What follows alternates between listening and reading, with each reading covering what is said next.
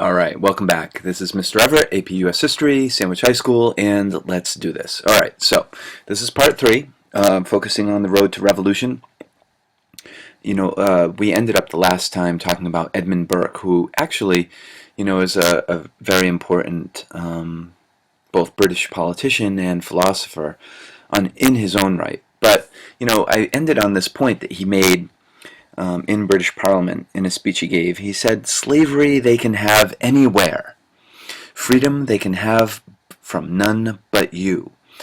Again, this reinforces the idea of salutary neglect and the Whig Party using the American issue to kind of restrain the arbitrary nature of the British monarchy.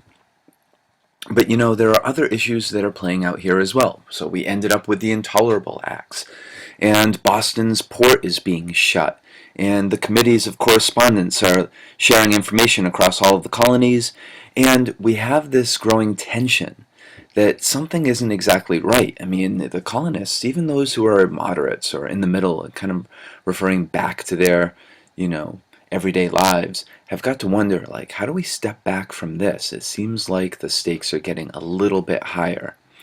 Okay, and so one of the things that the British obviously have is an army. Your book points out they have a professional army of about 50,000 deployable soldiers. They also enroll about 50,000 American loyalists. Now, this is kind of important because, George Washington can't enroll 50,000 American patriots. No standing army that he has, is larger really than only a few thousand, if that. Many of them returning to their homes in order to prepare for, the harvest time and the planting of food. So when the British are able to snap their fingers and get 100,000 soldiers, plus Native American allies, plus German mercenaries on their sides, then the colonists are looking at a pretty bad situation. But there were a couple problems that your book points out that the British had. One is that many of their military generals were inexperienced. They were promoted by social connections. The other thing that's important to note here is that there were internal problems within the British government itself. Your book points out here, many Whigs believed that the battle for British freedom was being fought in America. Okay? That refers to this idea that things are not internally well within the British government, and that they're hoping that the American Revolution can take a lot of risk while they can hope to get a lot of gain. Okay? And, even within Britain, there's this split between those supporting Parliament and those supporting the King. Okay? There are other issues, too. I mean, Britain has a huge debt. I mean, why were they taxing the colonists in the first place? Okay, so let's take a look here at some American pluses and minuses. 1 plus, leadership. We had Washington, we had Franklin. Your book points out Lafayette. He plays a smaller role, but later would be important because the American colonists wouldn't win the war without the French. So, yes, there was this sense of enlightened leadership. But, there were other issues, too. Americans were fighting a defensive war. And, I mean, your book points out that this plays to the strength of the colonists during this period. But, I mean, let's look ahead into American history. During the Civil War, the South is fighting a defensive war, too. I mean, the basic sense is that all they have to do is hold on, okay? And it's the British who have to try and force the colonists back into submission, just as it was Lincoln and the Northern Union side that had to force the South back into submission. Of course, the British were not able to do it, whereas the Union was. The colonists were poorly organized. They lacked unity. Okay, they lacked money. I mean, this was a big issue that your book points out, with not only the small amounts of gold and silver in the colonies, but this idea that the colonial legislature was, not only disorganized here, but they had issues of taxation too. So they didn't want to, start putting huge taxes on these people who were just opposing huge taxes. So they basically said each colony can print its own money. And of course, that devalued the currency and pushed prices up really high. The other real issue, and there are many historians that refer to this, is the sense of jealousy between the colonies. And, I do want to point out here this part that we're doing right here, part 3, is going to be brief, but this is an important point to bring up. When we talk about jealousy between the colonies, it's important from a historical perspective not to personalize history. And I really mean that. It's not helpful in the study of the past to assume that Virginians hated people from Boston, and people from Connecticut were jealous of people from New York. That kind of personalization doesn't really play into the complex issues that are really unfolding here in the colonies during this period. So, colonies aren't people. Nations are not people. And it's important to kind of caution ourselves from getting into this habit, which I'll be first to raise my hand. Teachers often get into themselves when they try and explain things to their students. So, yes, there were economic difficulties.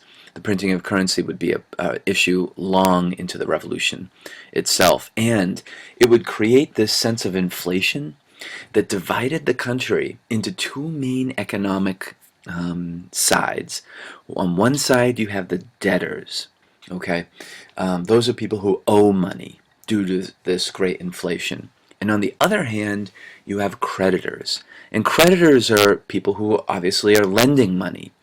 And it's interesting to see, and we'll see this during the Articles of Confederation period, once the mess of war is over, that the colonists have to find a way to unburden debt without giving too many benefits to creditors themselves, because then they run the risk of not being a democratic government and supporting only the rich at the expense of the people.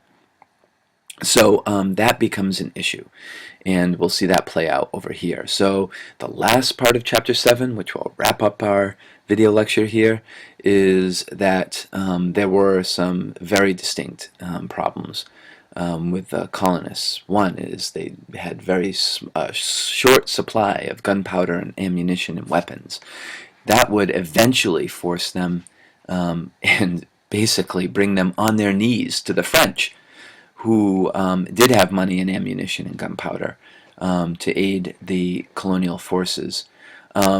Manufactured goods in the colonies were in short supply, and of course, we'll see after the war is over in 1783, the British are kind of quick to say, okay, fine, you want to be your own country, go be your own country. But they hold the purse strings of Atlantic trade really tight and begin to really hurt the new country by flooding it with cheap goods, and we'll talk more about that this week.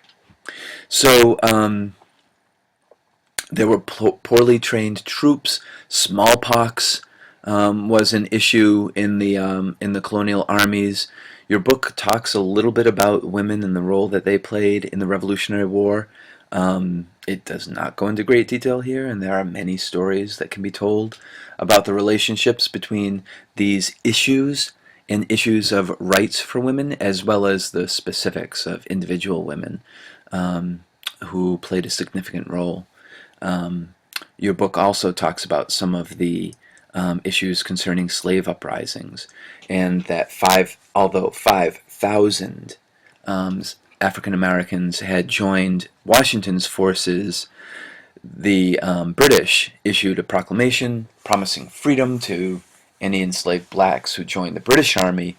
Eventually, they evacuate as many as 14,000 to Nova Scotia.